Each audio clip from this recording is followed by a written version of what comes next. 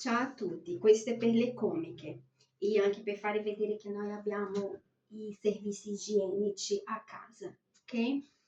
Ehm, la- Ero in balcone, guardavo una ragazza che dava un biscottino al suo cane e poi faceva seduto e gli dava un altro biscottino. E io mi sono, io mi sono ricordata che è proprio questa la psicologia che loro usano. Il problema fondamentale di risolvere qualsiasi ingiustizia nel mondo sono i bisogni primari, ok? Perché? Perché è un istinto, è un bisogno appunto primario, quello del mangiare. Quindi istintivamente gli animali uccidono per fame, ok? Perché noi ci dimentichiamo che noi siamo razionali, ma sempre animali siamo, ok? Infatti, qual è la differenza tra l'umano e un animale non razionale? È che gli umani uccidono non solo per mangiare, ma principalmente per altre ragioni. Mentre gli animali normali uccidono per mangiare, però il succo è quello. Una, una, una manipolazione. Posso specificare una cosa? Sì, Gli animali uccidono per due ragioni, o per mangiare e per sfamare loro stessi, oppure per sfamare la loro famiglia, per esempio i piccoli che... appunto, perché pure gli animali hanno la responsabilità, la coscienza dei propri figli e invece di litigare con la madre o esporre i figli alle intemperie della natura, no, entrambi O la dentro. madre si tiene cura da sola, o la madre si tiene da sola a cura dei piccoli, oppure in alcuni casi il maschio si tiene cura anche lui dei piccoli. Appunto, però nella ipotesi che ci sia il maschio, lui tiene cura del piccolo, non va lì a inferire sulla madre dei cuccioli. Comunque, tornando al punto. Il punto è che la manipolazione psicologica che avviene a livello globale in tutti gli ambiti, perché appunto è perché non riuscite a fare i collegamenti, la famosa teoria dell'insieme, non riuscite proprio a vedere l'insieme, quindi io partirò proprio di una fetta molto piccola, cioè Trento. Trento perché appunto è una città, ricordiamo che a Trento c'è stato il Consiglio di Trento. Trento è una città storica veramente, con un peso storico, proprio tutta l'Italia a dire il vero, però anche Trento, ok? Quindi è una delle manipolazioni psicologiche che loro usano è molto spesso che è questa di privarti di ogni modo di tutti i bisogni primari, cioè il mangiare, l'autostima, che è una cosa importantissima per chiunque, la socializzazione, di modo a renderti dipendenti da quelli biscottini che loro ti danno. Quindi, infatti a Trento tu trovi delle agevolazioni, per esempio a livello nazionale c'è l'assegno unico, Trento ha l'assegno unico provinciale, ok? E che non, tutto sommato non è indifferente, aiuta a mangiare senza dubbio. In due persone 200 euro, 100 euro a testa per mangiare aiuta, 200 euro per pagare le bollette aiuta, non tolgo l'aiuto in questo senso, però la domanda è il prezzo da pagare? Seduto, in piedi, fa così? È la psicologia indietro a questo aiuto che pesa, che per chi riesce a vedere è spregevole. Poi io sempre sono cresciuta con gli animali perché a casa mia è sempre avuto gatto, cane. E l'altro giorno stavo guardando con mio figlio il giorno della Pasqua. Abbiamo iniziato a vedere i film della Pasqua, poi dopo abbiamo continuato con altri passaggi della Bibbia e c'era il figlio prodigo. Aí ho detto, vedi mio amor, guarda, la storia di mamma è simile a questa.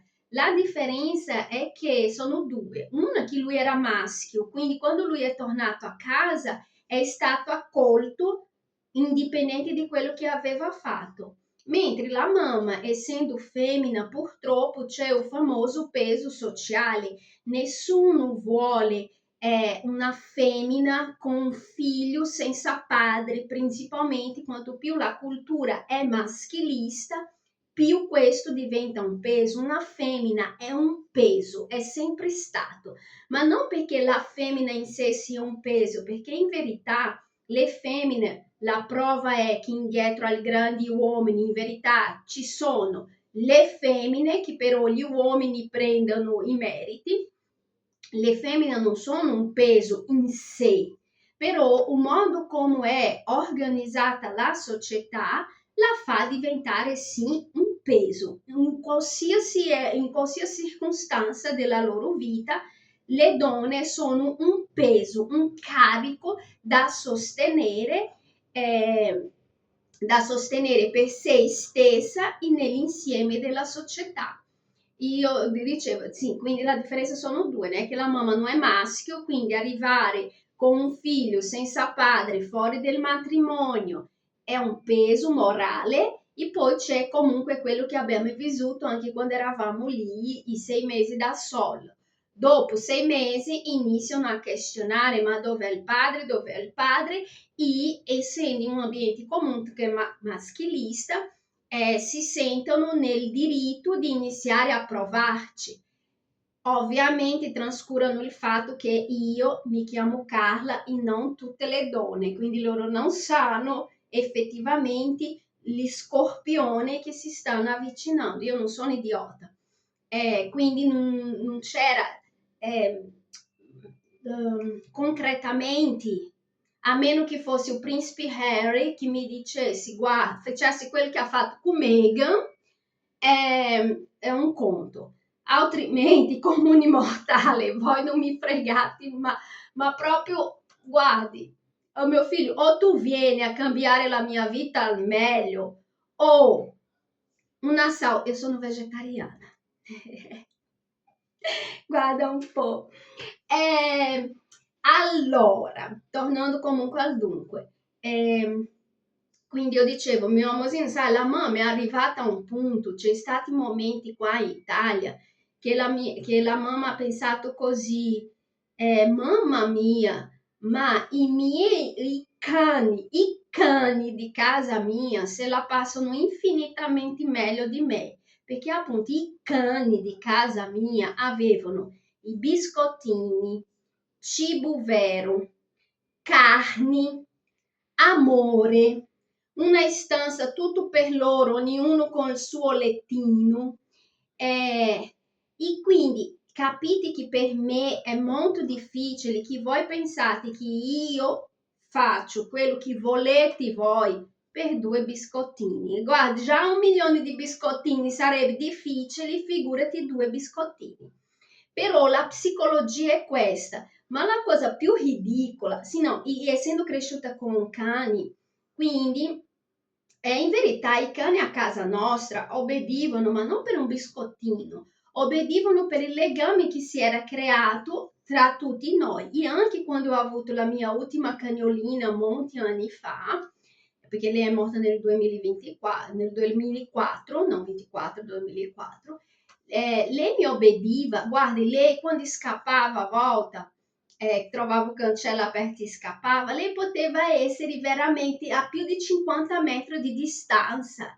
Io dicevo, non dico il nome della mia cagnolina perché è un dato sensibile, però mettiamo Black! E lei si fermava nello stesso momento, ma non perché quando io andassi lì a prendere lei io gli davo un biscottino, no, perché lei sentiva la mia voce, sapeva che stava facendo qualcosa di sbagliato e io non la picchiavo. È stato proprio un rapporto di un legame, è la stessa cosa con mio figlio. Il mio figlio non ha mai picchiato mio figlio, però ti vi dico che se io dico Ottavio, lui nel 99,9% delle volte si ferma.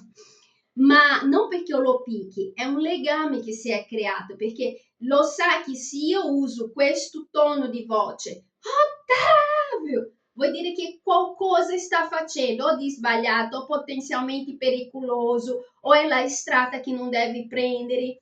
È un mischio tra legami, fiducia, chi vuoi due neuroni non riuscite a capire.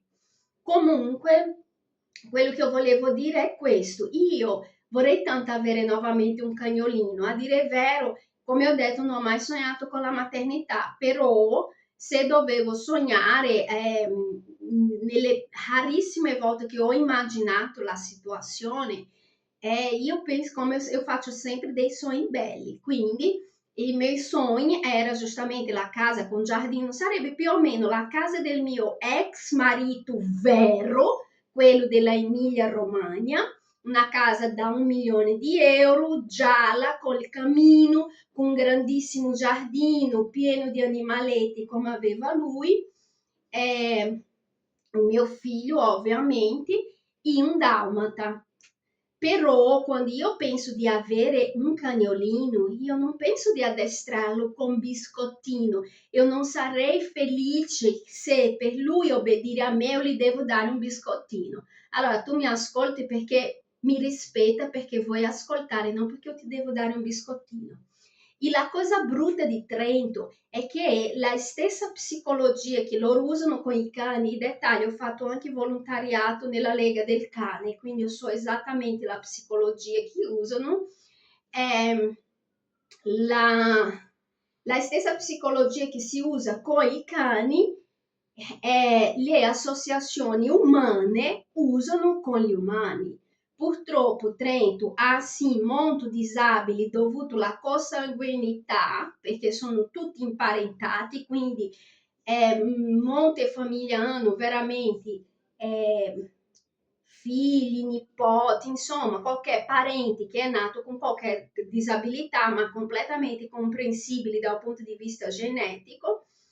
E sono anche delle persone molto semplici, la maggioranza non hanno studiato più di tanto, sono dei grandi lavoratori, ma studiare diciamo poco.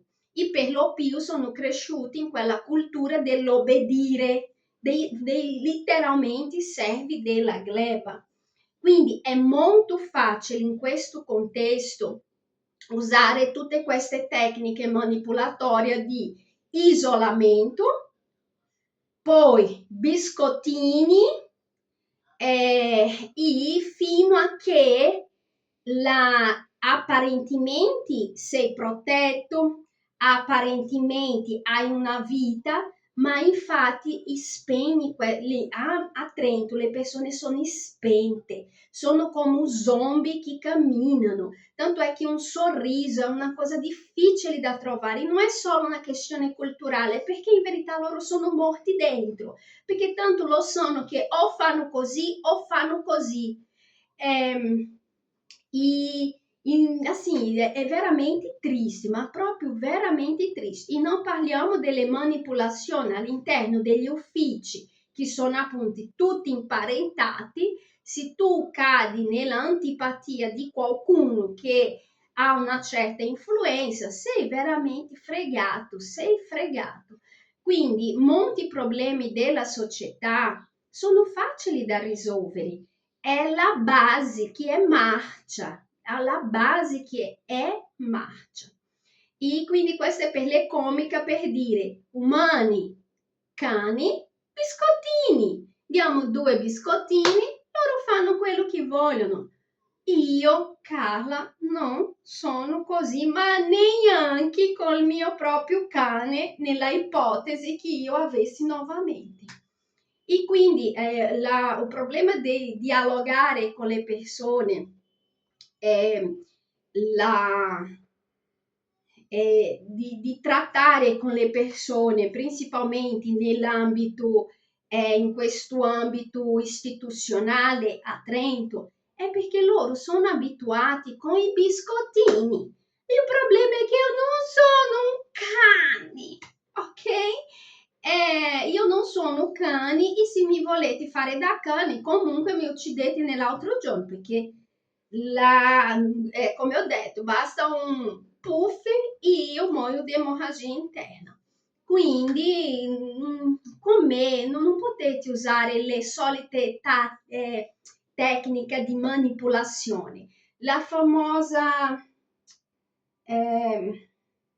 neuroprogrammazione linguistica. Neuroprogrammazione linguistica è per cervellini vuoti. Per i cervellini vuoti è perfetto sì, per aiutare queste persone a credersi qualcosa di a costruire, comunque riesce a costruire qualcosa, però alla fine sono dei pinocchi, dei soldatini, sono tutte cose che assim, io non riesco a non riesco a contemplare questo modo di vita, sai? Io sono Carla, io non sono tutte le mamme, io non sono tutte le donne, io sono Carla, ho proprio un modo di ragionare diverso, molto diverso del vostro. Fondamentalmente è questo il punto. A me serve Saluti, una carta di credito senza limiti e stare bene con mio figlio, insomma, basta queste due cose, Saluti e una carta di credito senza limiti, io vi garantisco che io e mio figlio stiamo benissimo e riusciamo pure a fare il bene al mondo. E poi per quanto riguarda i trentini, io parlo molto trentini, ma che sia chiaro, io parlo di quelli che hanno potere, sono all'interno delle istituzioni, perché appunto ho lavorato sempre con persone, ho lavorato in tutto il territorio trentino, Alto Adige, I love Alto Adige, forever, forever, forever and ever. Comunque ho conosciuto anche i trentini. I trentini terra terra, i trentini popolo, ok? È vero, sì, ci sono quelli razzisti, tutto quelli che è, però tutto sommato non sono delle cattive persone, sono delle persone semplici, delle persone appunto che vengono di un storico di guerre, sono persone che hanno lavorato tutta la vita e sono persone che hanno studiato poco, sono persone semplici, ma non cattive.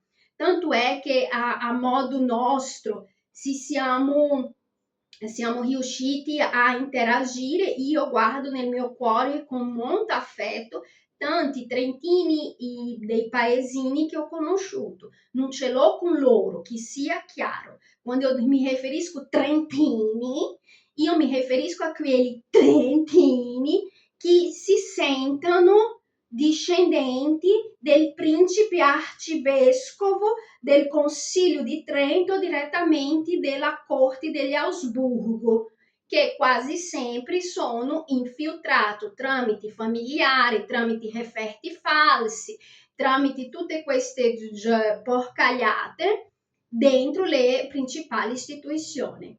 È di loro che io parlo, che sia chiaro. Alla prossima!